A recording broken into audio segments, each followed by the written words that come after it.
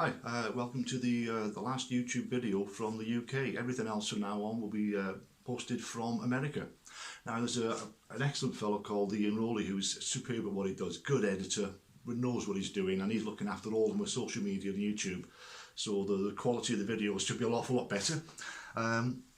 The t-shirts for the challenge are here. On the back we have that, which is me. That's coming together. Flights, yeah, we had the issue with the agent I booked with cancelling my flights and not telling me. So December the 7th, there was no flights. That's been sorted out, that's fine, everything's okay with that. As we said on the previous video, to be honest.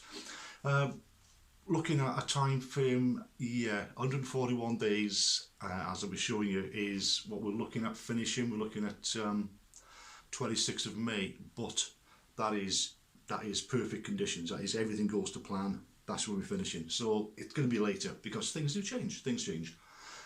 We're looking at sponsorship in terms of donations for the Hope House Children's Hospice. We're on about £3,500 so far. I'd like to get that to about 20,000 if possible. Now I know from experience we only really kick things off when you're out there doing the challenge. So fingers crossed on that, we can raise a lot of money for the hospice. Everything's packed. I had a very interesting chat with a couple of lads, actually, a couple of technicians from Mears Group. They provided all the satellite equipment, satellite tracking equipment. A short video coming up after this, which will just go through what they've delivered and what a peace of mind that is. We can hit SOS at any of the three devices, and they'll locate me instantly. You know, so everything really has gone as it should. There's been some hiccups on the way, yeah, of course there always will be. But realistically, it's now just up to me to get it done. Everything outside of my control, yeah, okay, we have to deal with that. We have to deal with it. But everything that I can do and everything that other people have done in support of what I'm doing has gone to plan. So this will be the last video, as I said, in this country. Next videos will be posted up when I'm in the States and about to start, and then starting the actual walk itself. So a bit more interesting, a bit more scenery rather than me sitting here in the spare room. So basically that's it. The next time I speak to you in the spare room will be when I finish, which will be sort of late May, maybe early June. So all the very best. Thanks for watching. If you like and subscribe, great. You get a notification when Ian posts up the videos. So have a good new year, and we'll speak soon. Right, just going through the final charging process and final checks of the what's called a Bivy Stick, Garmin Messenger and the Iridium satellite phone. They're all fully charged. I'll go through the same procedure again, same testing procedure when I get to the States. Satellite phone, SOS on the top.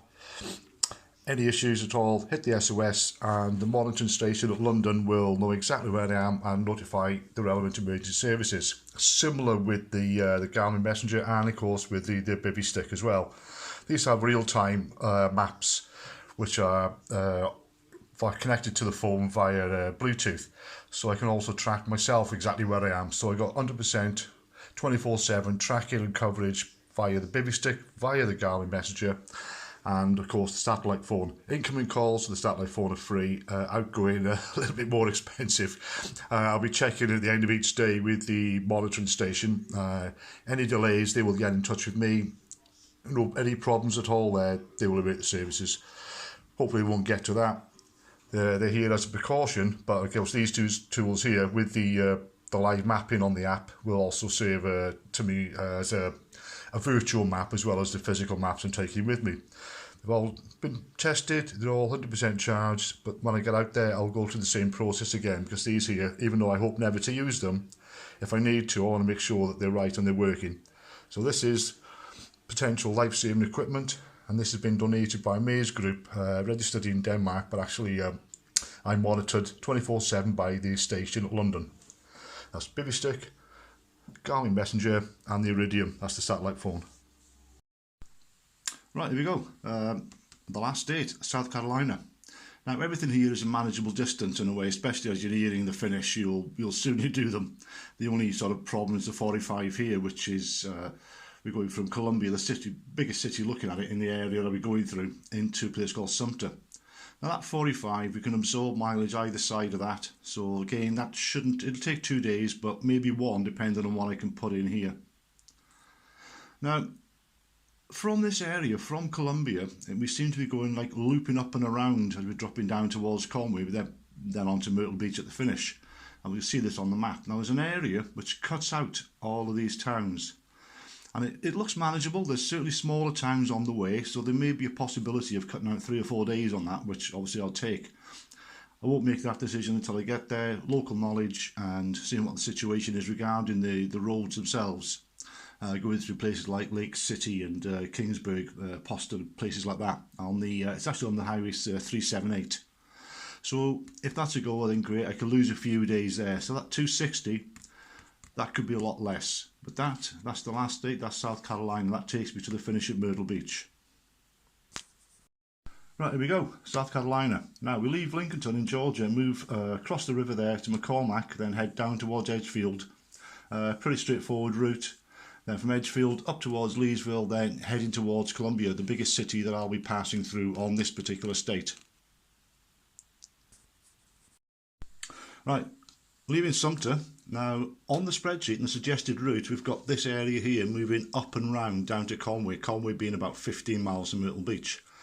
But there's this route here, which is the 378, which I can pick up and I can carry it straight past there, through Kingsburg, Poston, over the river there, over the river, and then into Conway. Now, that looks to save quite a lot of mileage, and mileage also is time.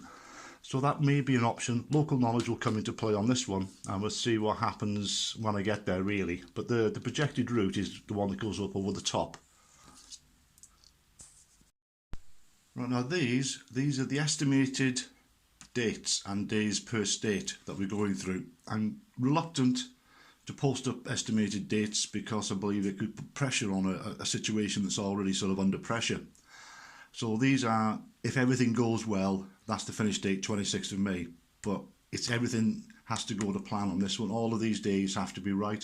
All of the mileage in between has to be right for this date to happen.